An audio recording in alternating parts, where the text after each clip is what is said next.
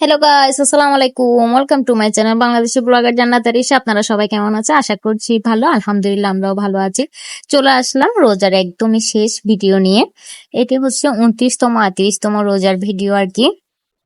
29তম রোজাতে দেখতে পারতেছেন আমি আর আরিশা মামুনি রেডি হয়ে গেছি আরিশা মামুনির দাদু বাড়ি যাওয়ার জন্য আর কি। খুব বেশি ভিডিও করা হয়নি, যতটুকু পারছি ভিডিও করছি। জান্নাতের আব্বু সিএনজি আনার জন্য বাইরে গেল আর কি, গাড়ি আনতে গেল। আর হচ্ছে আমি আর আমার মামনি এই সুযোগে ছোট্ট একটি ভিডিও করে নিলাম। এটি হচ্ছে রোজা 29 রোজা। ওই দিনে কিন্তু আমরা সেদিন তো রোজা ছিলামই। আর এখন হচ্ছে আমরা বাইরে চলে যাব আর কি। ফেনীতে যাওয়ার জন্য সবকিছুই মোটামুটি গোছগাছ আমি আগেই করে রেখেছিলাম। পেছনে দেখতে পারতেছেন আমাদের ব্যাগ। আমরা কিন্তু সিএনজিতে উঠে গাড়িতে চলে আসলাম। আর এটা হচ্ছে কুমিল্লা যাওয়ার পর একটা হোটেল আমাদেরকে নামিয়ে দেয়। ও হোটেলেরই একটা ভিডিও, ছোট্ট একটি ভিডিও করছিলাম। এখানে কিন্তু আমাদের ইফতারের টাইম ছিল, ইফতারটা সেরে ফেললাম আর কি। ইফতারের সময় ভিডিওটা করা হয় না, কারণ আমাদেরকে 20 মিনিটের মতো টাইম দিছিল আর কি। যাতে 20 মিনিটের ভিতর আমরা সবাই খেয়ে যার যার গাড়িতে উঠে যাই। তাই এত তাড়াহুড়ার ভিতর ইফতারটা সেরে ফেললাম আর করতে পারলাম। এটা হচ্ছে 30তম রোজা।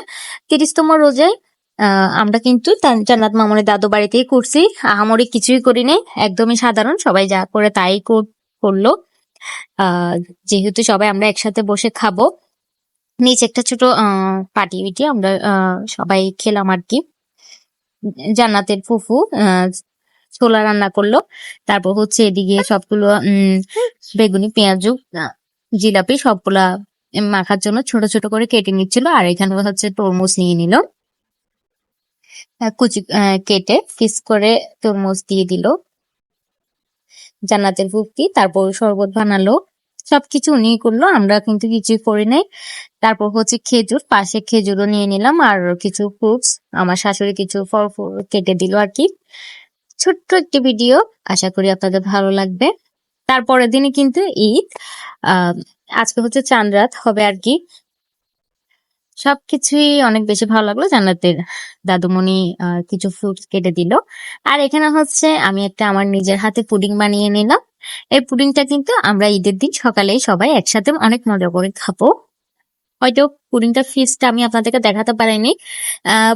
প্রত্যেকবারের মতোই আমার পুডিংটা ছিল সবচাইতে মজা আর দেখতেও মাশাআল্লাহ। দোয়া করবেন।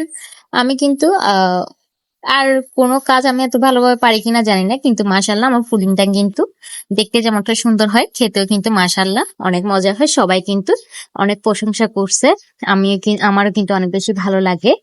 পুডিং এর আমি মনে করি সবচাইতে বেশি যেটা ইম্পর্টেন্ট সেটা হচ্ছে ক্যারামেলটা।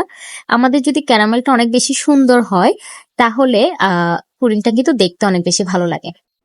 পুডিং কিন্তু আমরা সচরাচর সবাই আল্লাহর রহমতে বানাতে পারি, কিন্তু যদি ক্যারামেলটা সুন্দর করে বানাতে পারেন তাহলে পুডিং এর যে লুকটা আছে ওটা একদমই চেঞ্জ হয়ে যায়।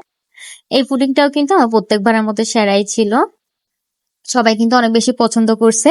বেশিরভাগ হচ্ছে ফারিয়া হচ্ছে আমার ভাগ্নি, ও লাকি আপুর মেয়ে আর কি। ও কিন্তু বলতেছিল মামি মামি কেকটা কিন্তু অনেক মজা হয়েছে। ও পুডিং জানে না, ও মনে করছে এটা কেক। তো আমাকে আরেকবার আপনি বানিয়ে খাওয়াবেন। এতে সমস্যা নাই, তুমি যদি ঢাকায় আসো মামি তোমাকে 2-3টা করে বানিয়ে খাওয়াবো, তুমি এটা। আজকের আমার ছোট ভিডিওটি কেমন লাগছে জানাবেন। সবাইকে জানাই ঈদ মোবারক। আশা করি সবার এই ঈদটা অনেক ভালো কাটুক। সবার জন্য শুভকামনা। আল্লাহ হাফেজ।